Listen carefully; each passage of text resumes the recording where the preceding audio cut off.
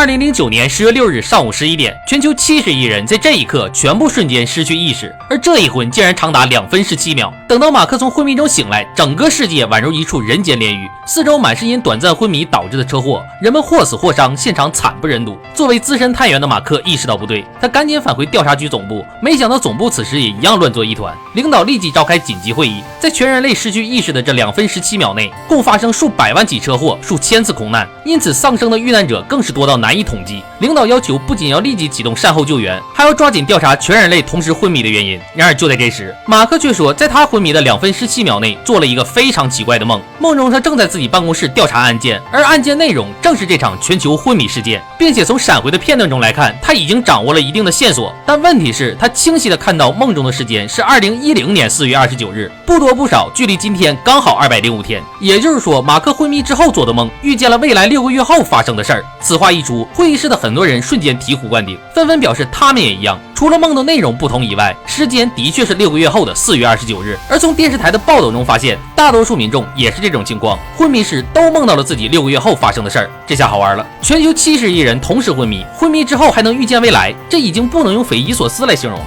于是领导黑哥当即决定成立特别调查组。既然马克梦到自己正在调查此案，那调查组就暂时由他负责。马克让几名组员先说说自己的未来梦，没想到老搭档韩蒂却说自己昏迷时啥也没梦到，而珍妮的更加诡异，她说梦到自己6个月后的那天正在产检，但问题是她现在别说老公了，连男朋友都没有，怎么可能怀孕呢？调查组几人瞬间产生了分歧，都开始质疑那个所谓的梦是否在未来一定会发生。可现在大家都是无头苍蝇，只能死马当活马医，于是3人决定分头行动。珍妮负责制作网站来收集民众的未来梦内容，看看能不能查到什么有用的情报，而马克和韩蒂则返回办公室，准备开始整理马克未来梦中的线索。但现在他只能想起了一些残损的片段，根据摆放位置，分别是一张玩偶的照片，照片旁边写的是蓝手，一个名字迪基本斯，以及友谊手链这个单词。记住这个手链啊，后面非常关键。从纸面意思来看，现在唯一有用的只有那个人名迪基本斯，但世界上叫这个名字的人太多了，而且还没有其他人物特征，两人只能先将名字发给数据组，先把叫这个名字的人员名单整理出来再说。随后马克下班回家，然而没想到，当听说妻子未来梦的时候，马克整个人瞬间傻了。因为在妻子的未来梦中，他清晰地看到自己的床边坐着一个男人，但这个男人不仅自己不认识，而且还不是自己的丈夫马克，这就比较尴尬了。全球70亿人同时昏迷，而大多数人在这失去意识的2分17秒内做的梦都窥视到了未来。也就是说，妻子的未来梦如果是真的，那就说明他将会在6个月后移情别恋。但问题是，他现在很爱自己的家庭，更何况梦中的男人他根本不认识。出于尊重，妻子最后还是将这件事告诉了马克。马克看着慌张的妻子，赶紧安慰，未来梦可能就是一场噩梦，不一定真的会发生。然而怕啥来啥，第二天当妻子上班时，自己的一名患者家属突然找到他，想了解一下患者的病情。可就在见面的时候，两人不由全都愣在当场。没错，眼前的男人正是他未来梦里坐在自己床边的男人，而男人也做了未来梦，除了视角不同，其他场景竟然和他的一模一样。但尴尬无比的两人都没有说破，心照不宣。在简单聊了聊患者的病情之后，妻子赶紧借故支开了男人。现在他更加害怕一旦未来梦是真的，那自己到底该怎么办？他只能不停安慰自己，未来梦一定不会实现，并且决定不能将今天见到男人的事情告诉马克。而此时的马克也一样这样安慰着自己。然而就在这时，噩梦降临了。马克正在和女儿荡秋千，神奇的一幕发生了，女儿突然将一个手链绑在了父亲的手腕上。注意啊，这个手链就是咱们前面提到的那个友谊手链，并且在马克的未来梦中也的确一直戴着这个手链。马克看着手链，脑袋顿时就炸了，这就太可怕了。这说明他的未来梦很有可能就是真的。那他的未来梦是真的，那妻子的怎么办呢？然而可怕的事情还不止于此。正在警局整理资料的珍妮和韩蒂在查看各地监控时，突然在一场棒球比赛中也发现了问题。整个球场无论是球员还是观众，在那2分17秒内全都陷入了昏迷。但仔细一看，两人全都惊了。画面中清晰的显示，就在所有人失去意识的同时，竟然出现了一个大活人。而从他的表现来看，此人没有一丝的惊讶，十分谨慎淡定。没错，让全人类陷入昏迷的0号嫌疑犯出现了。这个情报可就太关键了。根据马克之前未来梦里的线索，难道这个0号嫌疑犯就是迪基本斯吗？而这时数据组整理的资料也送来了，全球叫迪基本斯的共计15000人，有前科的1000人。现在各地方警局正在挨家挨户盘查，想要得到什么线索需要大量的时间。然而就在这时，一个女人突然找到韩蒂和马克，而来人的名字就叫迪基本斯，这真是想吃兵下包子。马克等人赶紧询问女人的未来梦，女人说自己在梦中接到了一个陌生电话，对方提到了一个地名皮金城，并且女人在梦中自己还莫名其妙的回复，这件事你应该去找马克和韩蒂呀。但问题是自己根本不认识马克和韩蒂，至于为什么会在梦里提到他们两个，个他也不知道，所以今天他才会主动报案提供线索。听到这个消息，专案组赶紧调取信息，果然在皮金市的一处工厂找到了一个人，而这个人的名字也叫迪基本斯。于是马克和韩蒂马不停蹄来到皮金，并且在工厂周围部署了大量警力，准备抓捕迪基本斯。可等了好久，嫌疑人都没有出来，于是几人偷偷潜入工厂，结果进去一看，发现这里竟然是一处玩偶加工厂。就在这时，楼上的办公室突然传出响动，几人掏枪警戒，直接撞门而入。果然房间内出现了一个神秘人，但光线太暗，根本看不清人脸，而神秘人像是知道警察会来一样，早就高举双手，但嘴中却说遇见灾难的人会经受2度煎熬。说完就掏出打火机，点燃了早已准备好的汽油，随即掏枪直接射杀了一名女警，然后趁乱顺着通风管道逃走了。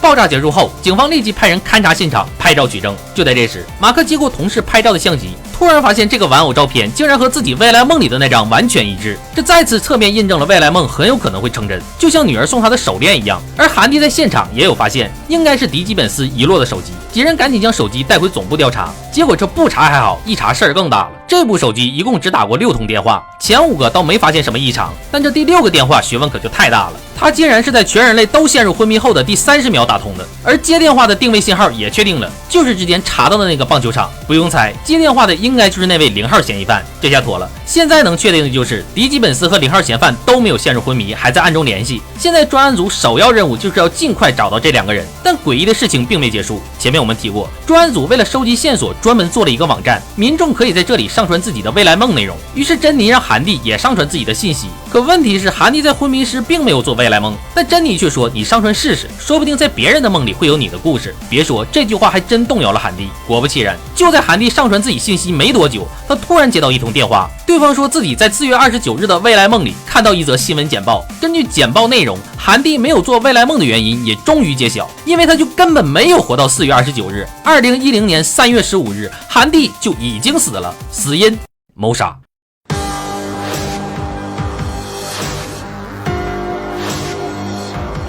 韩蒂一听，当时就疯了，可对方却挂断了电话。如果是以前，他肯定不会相信，但现在不同了，已经由不得他不信了。全球70亿人同时失去意识137秒，而大多数人昏迷时还都做了未来梦，并且这2天他身边发生的事也在不停佐证未来梦很有可能会成真。不知道大家还记不记得，在玩偶工厂被迪基本斯枪杀的女警，当初3人见面时，韩蒂就曾问过女警她的未来梦是什么，但女警却说自己跟韩蒂一样，啥也没梦到。然后在抓捕时，女警就被枪杀了。也就是说，在10月6日的全球昏迷事件中，没有做过未来梦的人根本就活不到未来，在接下来的半年之内必死无疑。想到这儿，韩蒂彻底崩溃了，看来自己跟女警一样在劫难逃，但无论如何他都要查出自己的死因。于是第2天上班时，韩蒂赶紧让自己的助理去调查那通神秘电话的信号来源，结果没想到对方十分谨慎，做足了伪装，根本查不到任何信息。这下完了，唯一的线索断了。现在韩蒂只能将全部希望寄托在马克身上，而马克这边也的确有了大进展。远在德国的调查人员送来一份报告，上面写着，在德国的一处重刑监狱内，一名被判终身监禁的囚犯宣称知道为什么全人类会同时昏迷137秒。马克接过照片，顿时眼前一亮，这不正是自己未来梦中贴在墙上的照片吗？看来这是一个重要线索。于是他和珍妮一刻都不敢耽误，直飞慕尼黑。在这里终于见到了那名囚犯。注意听啊，这场审问相当有意思了。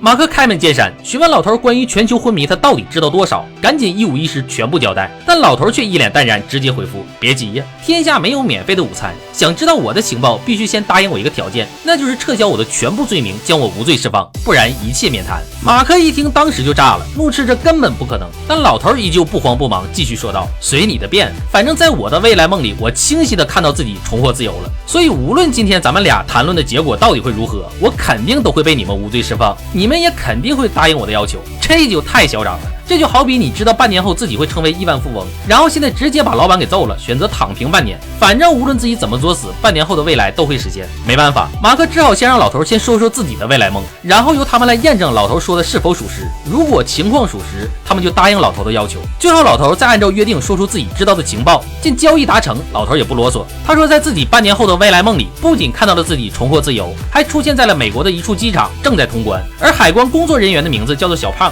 现在马克等人要做的就是赶紧让国内的同事去机场找一个叫小胖的人，因为他的未来梦应该也和老头的未来梦场景相同，只要核对一下，马克就知道老头说的是真是假。听到这个消息，马克赶紧让远在国内的韩帝前去调查。结果万万没想到，在调取全国海关工作人员名单之后，里面根本就没有叫小胖的人。然而就在这时，韩帝突然想到，会不会这个叫小胖的人现在还没有入职海关？毕竟现在距离未来梦还有半年的时间。于是他开始走访所有叫小胖的人，终于他找到了一个，而这个人做的未来梦场景的确和老头说的内容一模一样。得到这个消息，远在慕尼黑的马克也遵守约定，动用特殊权限答应了老头的请求。而老头听到这个满意的结果，也直接交代了他的情报，那就是他从昏迷中醒来时，突然看到监狱外面出现了大量集体死亡的乌鸦，然后又递上了一本书。马克说没了，老头说啊没了。马克顿时觉得自己被耍了，这算哪门子有用的情报啊？但如今无罪协议已经达成，死马当活马医，他和珍妮只好返回总部试着调查一下。书中说一个鸟类研究协会每年都会统计全球乌鸦的种群数量，于是珍妮赶紧调取协会的资料，结果还真就发现了问题。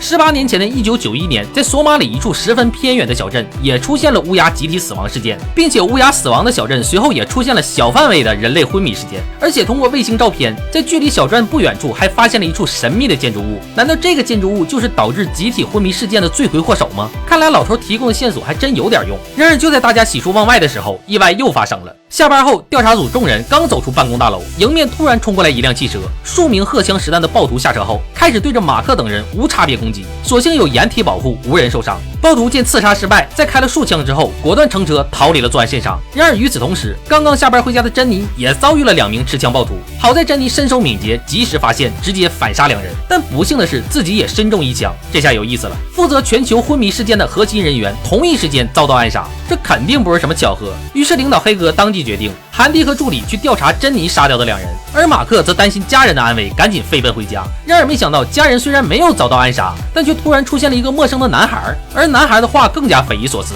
他说，在他的未来梦里，这里就是他的家。一旁的女儿也说，在他的未来梦里，男孩的确也是他自己的家人。就在马克觉得莫名其妙的时候，家里又来了一个男人，原来是男孩的父亲。男人见到儿子后，赶紧道歉，准备带他离开。可就在这时，好巧不巧，马克的妻子也来到了客厅，看到男人顿时无比惊讶。但没想到这个男人会出现在自己家里。马克一看妻子的表情，瞬间就明白了，看来这个老爷们儿就是你梦中床边的那个男人呗。3人就这样你看看我，我看看你，场面无比尴尬。完蛋，悬疑片要变伦理剧了。回过神来的马克越想越气，直接下了逐客令，并且要求男人永远都不能再来。而在男人走后，妻子赶紧解释，但现在马克已经感受到了危机，根本就听不进去。2人大吵一架，不欢而散。与此同时，韩迪和助理来到法医中心，想看看那2名被珍妮杀掉的暴徒身上有什么线索。在仔细勘验过后，还真就发现了问题。2名死者的手臂上同时存在一个类似酒吧印章的蓝手图案。韩迪这才想起来，之前在马克的未来梦里也提到了蓝手，并且说这个蓝手来自巴尔的摩。于是韩迪和助理赶紧驱车前往巴尔的摩。果不其然，在一处路牌上又发现了一只蓝手，看造型像是在指引方向。2人顺着蓝手一路前行，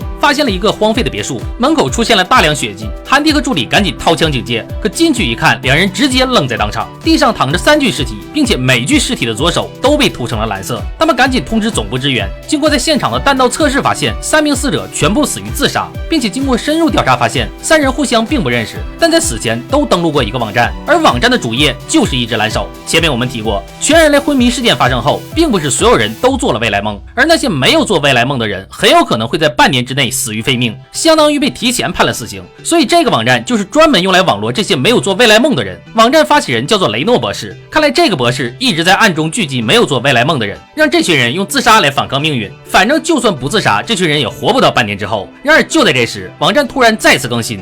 Tonight, go downtown and check the time. Tonight, go downtown and check the time. 于是当晚，马克、韩蒂和助理3人来到指定地点，准备伪装成没有做未来梦的人，深入火穴一探究竟。但想要进入核心区域，马克3人必须选出1名代表，玩一轮死亡游戏，只有活下来才能拿到入场券。随后门卫老头掏出手枪抵在下颚，然后毫不犹豫扣动了扳机。马克和韩蒂顿时被吓到了。然而就在这时，助理却突然接过手枪。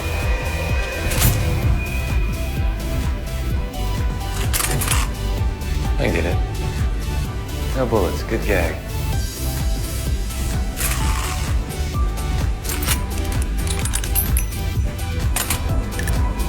Your ticket to the Blue Hand, gentlemen.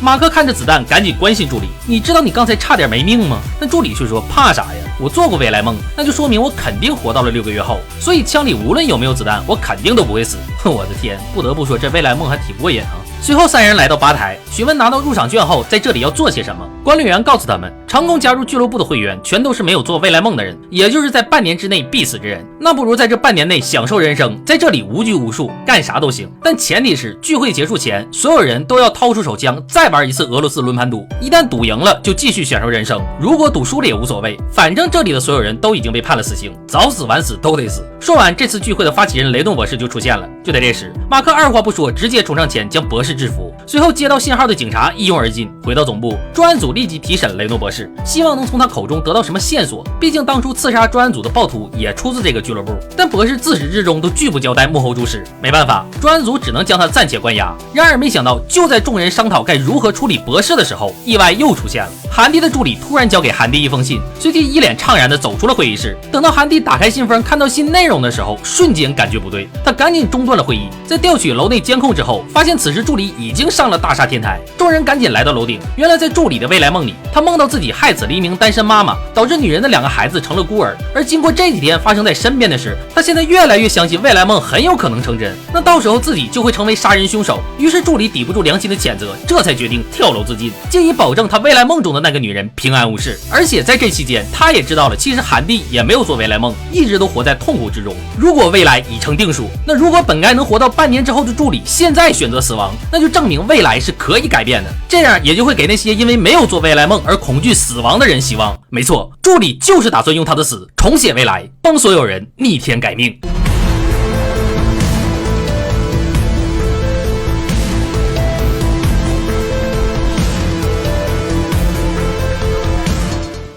送别助理，众人收起悲伤，继续调查收集到的线索。然而这时调查组突然收到一个视频，这是一个地方警局接到的一起凶杀案，但目击者提供的这个视频可大有学问。马克仔细观看视频后，突然发现其中一个行凶者的手臂上纹着3个星星的图案，而在马克之前的梦里也出现过这个人，并且正在追杀自己。马克顿时觉得纹身杀手的出现不是巧合，于是他立即返回总部开始调查。看来这2个杀手很有可能就是导致全人类昏迷的组织成员，只要找到这2个杀手，应该就能挖出幕后主使，也就能知道全人类同时昏迷137秒的原因了。虽然现在这2名杀手已经人间蒸发，但幸运的是，昨晚2人行凶时，现场刚好有一位目击证人。女人说，2名杀手杀人之后拿走了一个手提包，并且在离开时，她还隐约听到一句什么 QED， 不知道是什么意思。很显然，女人提供的线索根本不足以找到杀手，那该怎么办呢？这时马克突然想到一个办法，引蛇出洞。今晚杀手肯定会来暗杀女目击证人。珍妮一听当时就懵了，她质问马克：“你怎么能确定今晚杀手一定就会出现？”而马克的回答出乎了在场所有人的预料，因为调查局内有内奸，只要现在他们将女目击证人作证的消息放出去，杀手今晚一定会有所动作。那么问题来了，马克是怎么知道内奸的？来，小南陪大家一起回忆啊。大家还记得那个枪杀女警、引爆玩具工厂的迪基本斯吗？当时几人撞门而入的时候，迪基本斯的表现明显知道警察会来，这是第一。第二，当专案组查到索马里那栋神秘建筑物曾导致小范围昏迷事件的5分钟后，专案组的核心人员就遭到了暗杀。从以上2点来看，不管专案组查到谁，对方都对专案组的行动了如指掌，所以调查局内肯定有内奸。想清楚这些，马克几人定好计划，故意放出消息，解除对女目击证人的保护，准备引蛇出洞。珍妮负责暗中保护证人，而马克和韩蒂则躲在暗处伺机而动。整个计划，调查局内只有这3人和副局长黑哥知道。果不其然，女证人刚刚到家，突然整个房间被人切断了电闸，陷入一片黑暗。看来真被马克说中了，杀手出现了。马克和韩蒂赶紧持枪戒备，韩蒂更是兴奋不已，只要抓住杀手，应该就能查出幕后主使。可就在看到杀手的一瞬间，最让人意想不到的事情发生了。马克毫不犹豫一枪结果了杀手，而杀手的手臂上果然有着星星纹身。看着地上的尸体，韩蒂懵了，人死了，那线索就全断了。他不明白一向沉稳的马克为何如此鲁莽，但马克却有着自己的想法。注意听啊，烧脑时间又来了。由于在马克做的未来梦中，这个纹身杀手会追杀自己，而韩蒂又活不到4月29日，所以马克觉得一定是这个纹身杀手在未来的3月15日杀掉了韩蒂，然后又来追杀自己，并且之前韩蒂的助理的死也印证了未来是可以改变的。所以马克萌生了一个大胆的想法，那就是提前干掉这个纹身杀手，让纹身杀手在未来就不会出现，那未来梦也就不会成真。这样做虽然会导致线索暂时中断，但却有2个好处。第一，未来梦一旦不会成真，未来的时间线也必然会遭到改写，那自己和妻子的婚姻就不会出现危机。第二，韩蒂也有可能活下来。不得不说，马克的这个想法还真是一石二鸟，但他还是太天真了。他以为纹身杀手只是一个人，然而他却并不知道，其实有纹身的不止一个。现在有用的线索几乎是全部中断，但珍妮在重新整理案情的时候，竟然又有了新的发现，那就是在0号嫌犯的右手上戴着一个不太明显的戒指。难道这个戒指能够避免昏迷吗？黑哥当即要求技术人员对视频里的戒指进行更实质性的分析。技术人员说，分析可以，但需要时间，而且现在他还有更加劲爆的线索要提供，那就是曾经预言韩蒂在未来会被谋杀的电话来源查到了，信号来自香港。于是马克和韩蒂决定前去香港寻找那个打电话的神秘女人，但黑哥却并不同意，害怕2人会在那里惹出什么乱子。但马克和韩蒂也不是省油的灯，你不同意，那我俩只好先斩后奏，竟然以非官方名义偷偷入境香港。根据线人提供的情报，在一家港式茶餐厅还真就找到了那个女人，但女人的身边全是保镖，显然来头不小。马克2人不慌不忙对面而坐，韩蒂开门见山，为什么打电话给他，还知道些什么？女人回答，我知道的远比你们知道的多，但是关于韩蒂你的死，这个答案我怕你承受不了。3月15日你的胸口会连中3枪，而开枪的人不是别人，正是你最好的兄弟马克。此话一出，2人不由直接愣在当场。马克笑了，不可能，我为什么要杀死韩蒂？没有理由啊。但女人依旧十分淡定，说了一句更恐怖的话 8 5 6 1 9 8 4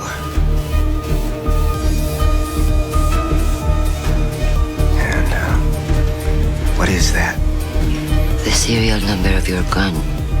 马克赶紧掏出自己的手枪核对，果不其然，上面的编号正是 A561984。看来面前的女人知道很多关于全人类昏迷事件以及未来梦的事儿了。那既然如此，这女人他们要定了。随后2人对视一眼，直接掀翻桌子，趁乱持枪挟持了女人，准备将她带回国内继续调查。然而就在这时，安全局的一名长官突然出现，他命令马克必须放了女人。现在2人的举动已经违反了当地法律，没办法，马克只好放人，而他和韩蒂也因此被遣送回国。这下好玩了，不仅线索再次中断，还让韩蒂知道了自己可能会在未来死在自己兄弟手中。然而让2人更没想到的还在后面，还没等2人登上飞机，广场的大屏幕上突然插播一条全球新闻。2人定睛一看，直接傻了。主持人宣布，导致全人类昏迷的原因找到了，是由一场等离子物理实验引发的。而进行这场实验的2名天才物理学教授，一名叫做西蒙，另一名不是别人，正是马克妻子未来梦中的那个男人罗伊博士。是这2个物理学博士做的粒子对撞实验，导致了全人类昏迷，无数人或死或伤。此话一出，瞬间引爆舆论，记者们纷纷谴责2人为了实验成果罔顾人类生命，有些因此失去亲人的民众更是要求2人必须以死谢罪。眼见事态已经无法控制，西蒙和罗伊博士赶紧解释，他们也没想到会造成这么严重的后果。但发布会现场的媒体和观众依旧不依不饶，2人只好在保安的护送下提前离开发布会现场。然而刚走出大楼，罗伊和西蒙博士就被一群伪装成警察的人绑架了，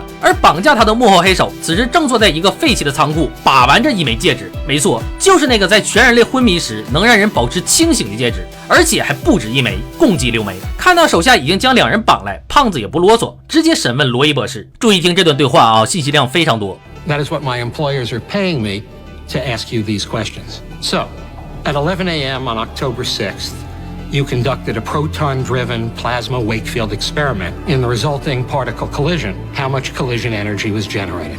I don't know. Perhaps I can help you with your inquiry. On October 6th, you were in Toronto burying your father, I believe. I'm asking the man who actually pushed the button. You're here for a different reason. So, how many electron volts were generated? I'd rather die than tell you how to manufacture another blackout. You think you caused it? I did. No, Dr. Simcoe. All the two of you did was amplify it. So, again, how many electron volts?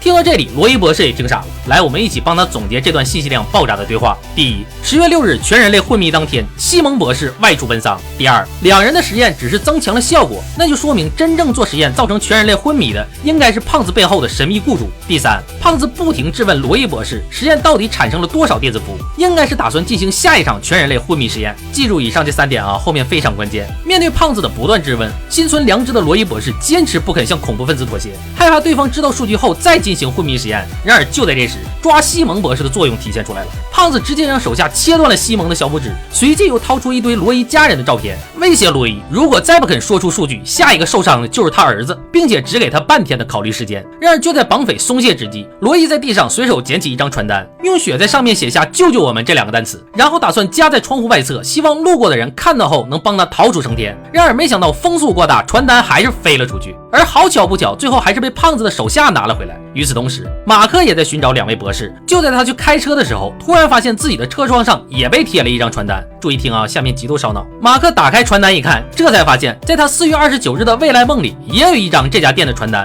但唯一不同的是上面写着救救我们这2个单词。再结合现在罗伊和西蒙博士的绑架案，马克在想这会不会是一个来自未来的暗示。于是他赶紧来到这家披萨店，通过店长得知他们最近有过一次搬迁，之前的店铺地址已经荒废。拿到地址后，马克赶紧驱车前往。而这时胖子的手下正准备杀人灭口，就在千钧一发之际，马克挂上倒档，狠踩油门，直接撞门而入。果不其然，这里正是绑架2位博士的地址。胖子的2名手下，一名被马克打晕，另一名直接被枪杀，但唯独胖子不知所踪。不过好在2位博士有惊无险被救了下来。安全后，马克递给罗伊一张传单，而罗伊也从兜里拿出那张写着救救我们的传单。看到这儿，马克彻底明白了，正是这张带血的传单，马克收下后也就成了未来梦里的那张传单，所以他才能找到2人。但愿我说明白了，不知道你们看明白没？另一边，西蒙因为手指受伤被抬上救护车，然而万万没想到，之前失踪的胖子正好也在救护车内。而从2人的对话来看，显然西蒙和胖子早就认识。切断西蒙的小拇指不过是胖子导演的一出苦肉计，目的就是为了让他摆脱警方的嫌疑，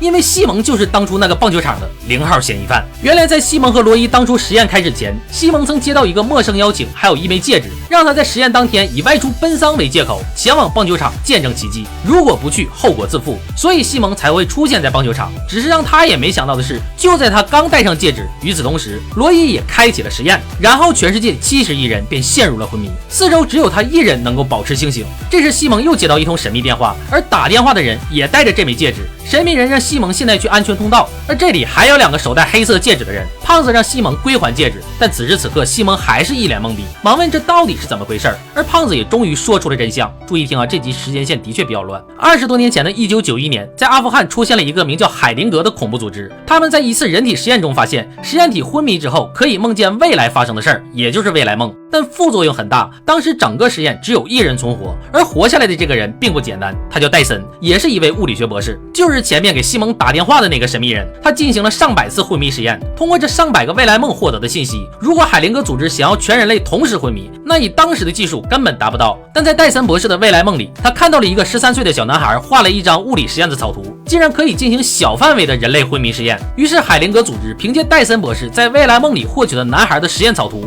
在1991年的索马里建了那个秘密的实验基地，而这个男孩就是现在的西蒙博士。而在戴森博士的另一个未来梦里，他还发现这个男孩长大后，在2009年10月9日上午11点做的物理实验竟然还能够增强昏迷效果，可以让全人类同时昏迷。得到这个消息，组织立即委托胖子找到了西蒙，但由于当时的西蒙年仅13岁，于是组织开始暗中干预西蒙的人生。在接下来的20多年里，暗中为他提供资金和人脉支持，让西蒙能够按照未来梦的剧本走向一帆风顺，不受外界任何干扰，如愿成长为组织想要的物理人才。甚至害怕在这过程中会有意外，海灵格组织自始至终都未露面，让西蒙和他的家人都以为他的成就是自己努力的结果。而现在之所以出现招揽西蒙博士，是因为戴森博士越来越难以控制，似乎有什么私心。组织若想进行第2次全人类昏迷实验，现在完全可以用西蒙替换掉戴森博士，只要西蒙同意加入组织，听从指挥，开什么条件都行。时间回到现在，知晓了这些，良知未泯的西蒙却并未答应。然而他却没想到，组织竟然绑架了他的亲妹妹，以妹妹为要挟，逼西蒙就范。而且他还从胖子嘴里知道了自己去世的父亲也是组织所杀。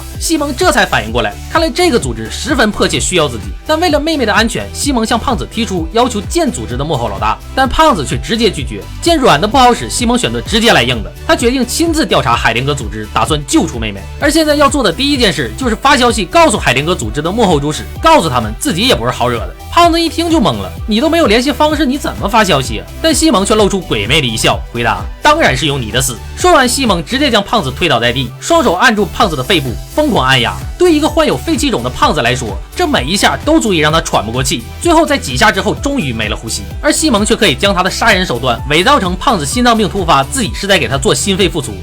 到底是博士啊，聪明至极。干掉胖子之后，西蒙现在要做的就是尽快找到海灵格组织，这样才能救出被绑架的妹妹。而现在拥有最多线索的自然是马克的特别调查组。于是西蒙拿着自己13岁时设计的草图来到调查组，希望以顾问的形式加入。表面是为了帮调查组查清索马里那栋神秘的建筑物，实则是为了尽快查出海灵格组织。而现在对于调查组而言，由于内奸的问题，现在他们唯一的线索也仅剩索马里的那栋建筑物，于是便同意了西蒙的请求。由一位安全局的长官带队，韩蒂、珍妮、西蒙一行4人现在启程进驻索马里探寻真相。而马克因为香港的持枪事件违反规定，短时间内不能出国，来到索马里，在当地一名向导的指引下，几人终于找到了那栋荒废已久的建筑物。然而进去一看，几人全都傻了，四周满是人体实验失败而留下的白骨，而且在里面的房间还有更加惊人的发现，那就是一盘录像带。珍妮赶紧拿出便携式电源，韩蒂将录像带放入录像机。然而这不看好，一看事儿更大了。戴森博士突然出现在画面中，韩蒂仔细一看，这不正是之前在玩偶工厂枪杀女警的迪基本斯吗？但录像带由于年头过久，有些破损，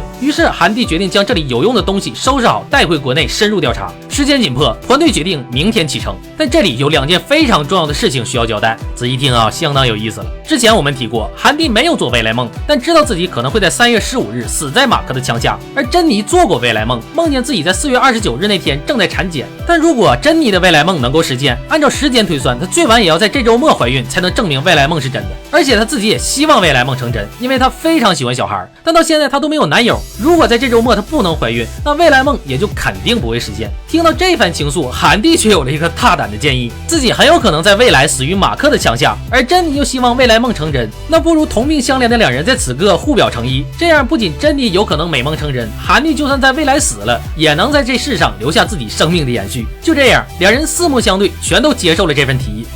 书归正传，第2天回到国内，韩蒂赶紧拿出修复好的录像带，而修复的内容几乎出乎了所有人的预料。戴森博士，也就是迪基本斯，不仅在录像里提到了韩蒂和马克，还说自己也会死在3月15日。如果这盘录像带最后被韩蒂找到，那就说明2人的命运将会在未来交汇。想要逆天改命，从他做的上百个未来梦里，戴森博士说马克才是关键。而现在也轮到马克落子下棋了。下棋，马克瞬间就想到了韩蒂从索马里带回的那个棋盘，于是赶紧调取信息，查询戴森博士是否参加过象棋比赛。结果还真就查出了问题。戴森博士在1987年的一次象棋比赛中获得过第3，而他的最后一场象棋比赛数据非常诡异。第一，他竟然用了一招气候的险棋，记住这个棋子啊，后面会有大用处。第二，这盘比赛中戴森博士他的每一手要么用时2秒，要么用时4秒，这显然不是什么巧合，应该是有意为之。难道这是一组密码吗？于是马克和韩蒂2人赶紧用摩斯密码进行破解，果不其然，破解的密码是一串电话号码310-555-0121，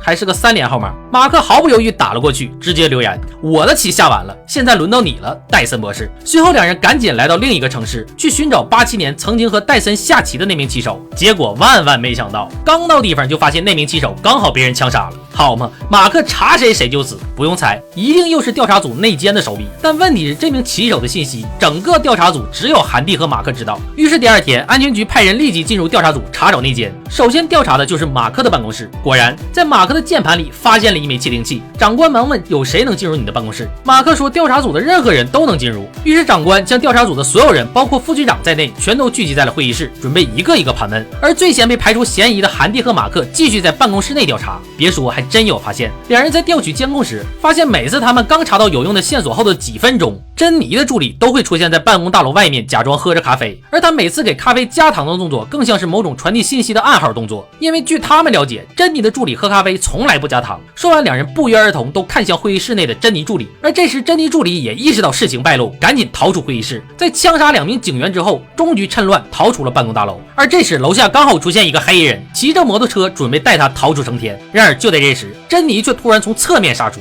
不顾危险，砰砰2枪干掉了黑衣人，成功将助理抓获。现在内奸一出，专案组等人都非常高兴，这下可以安心的继续调查了。在晚上下班时，西蒙更是拍着珍妮的马屁，夸赞他白天除掉内奸的举动太帅了。但珍妮的回答却让西蒙直接愣在当场。谁说专案组内只有一个内奸？你没听说过丢车保帅吗？现在组内再也没有人怀疑我了。哦，对了，还有一件事儿，你杀掉胖子，首领已经知道了。西蒙博士，你好自为之吧。说完，竟然露出了一丝满意的微笑。另一边，韩妮的未婚妻突然又送给韩蒂一份大礼，她决定更改自己的婚期，也就是改到明天3月15日。韩蒂一听，顿时就傻了。那不正是未来梦预言我死亡的日子吗？在我可能会死的那天举行婚礼，亲爱的，你可真是太爱我了。但转念一想，韩蒂也就释然了，因为根据之前在香港掌握的信息，韩蒂很有可能会死在马克的枪下。而马克为了自证清白，从香港回来，他早已将自己的配枪上交。但明天毕竟是婚姻大事，韩蒂还是心有余悸。于是当晚，他来到了警备仓库，准备取走马克的手枪，以策万全。结果没想到，马克的手枪竟然从警备仓库离奇消失了。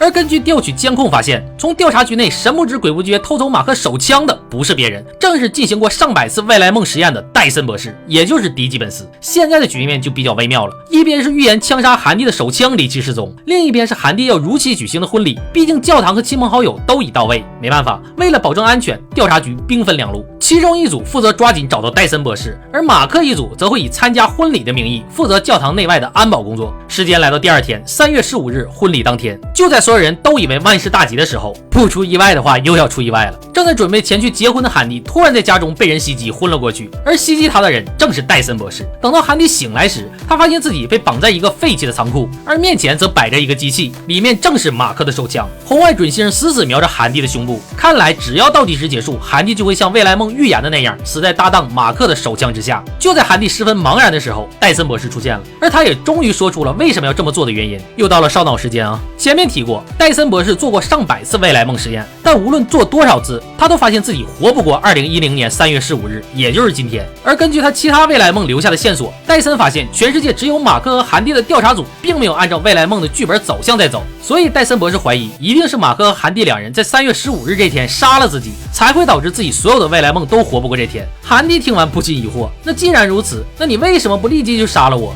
还要设计这么一出繁琐的谋杀过程？戴森解释说，如果韩蒂就是那个让他活不过今天的人，那他现在将韩蒂逼入绝境，说不定2人的未来都会改变，那就是韩蒂也不用死，自己也能活过今天。所以戴森现在要做的就是立即通知马克，看看马克能不能在有限的时间内救下韩蒂，而且他还有其他重要的事需要马克帮忙。说完就走出仓库，拿出电话通知马克，想要救韩蒂就来这个地方吧。马克接到通知，不敢有一丝懈怠，赶紧来到戴森说的目的地，却发现这里是一处荒山，而戴森早已等候多时。最后他掏出一副手铐让马克戴上，说2人可以找个地方好好谈谈。然而就在这时，空旷的峡谷突然传出一声枪响，戴森博士胸前中弹倒了下去。临死前他也终于明白了，让自己活不过今天的根本就不是韩蒂，而是海灵格组织因为他的不受控制决定杀人灭口，以防止马克等人从戴森博士嘴中查到下次全人类昏迷实验的时间。看着眼前的尸体，马克已经顾不上什么下次全人类昏迷实验了，他现在要做的就是尽快找到韩蒂。于是他赶紧拿出戴森的公文包，发现里面的文件正是自己未来梦里残存的拼图，但却没有韩蒂的线索。这时马克突然灵光一闪，他掏出戴森的车钥匙，来到车上打开车载导航，找出戴森车上记录的上一个地址，赶紧驱车前往。就在倒计时还剩下3分钟的时候，马克找到了韩蒂。这场预言了半年的死亡现场现在终于要实现了。马克的手枪此时已经被各种传感器绑定，2分多钟后就会干掉韩蒂，剪断任何一条线都会让手枪开火。但马克还是不甘心，于是他打算用手指夹在扳机处，想要阻止机器扣动扳机。然而就是这一幕让韩蒂彻底崩溃了，因为在之前的死亡预言里说的正是马克会用自己的手握着自己的手枪枪杀韩蒂，而现在预言显然实现了。但马克还是没有放弃，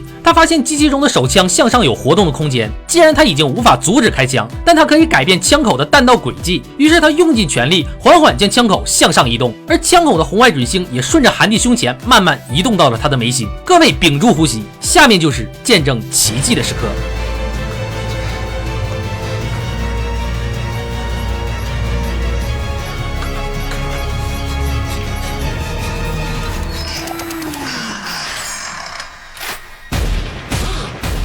3声枪响之后，韩蒂的胸前还是中了3发子弹，不过不是韩蒂本人，而是他背后墙上的照片。韩蒂和马克再次逆天改命，重写了未来。虽然韩蒂这次能够死里逃生，但新的问题又出现了。戴森被杀，那对于马克的专案组来说，意味着想要知道下一次全人类昏迷的线索又中断了。没办法，马克等人只好回到办公室，重新整理关于戴森博士的线索。结果还真有新发现。大家还记得戴森象棋比赛的那招气候的妻子吗？气候，难道是丢弃皇后妻子？再查资料，马克这才恍然大悟。当初马克和韩蒂第一次和戴森见面是在皮金城的那个玩偶工厂。当时爆炸发生后，专案组把全部注意力都放在了戴森遗留的手机上面，忽略了当时还有一个物证，是一个皇后妻子。想到这里，马克赶紧从政务室取来妻子，用力砸开一看，果不其然，里面赫然藏着一枚戒指。没错，就是那枚可以让人保持清醒的戒指。而且经过技术组的分析，戒指里面有着十分精妙的设计。马克赶紧联系西蒙，想让他来看看这个戒指里面的设计到底是怎么回事。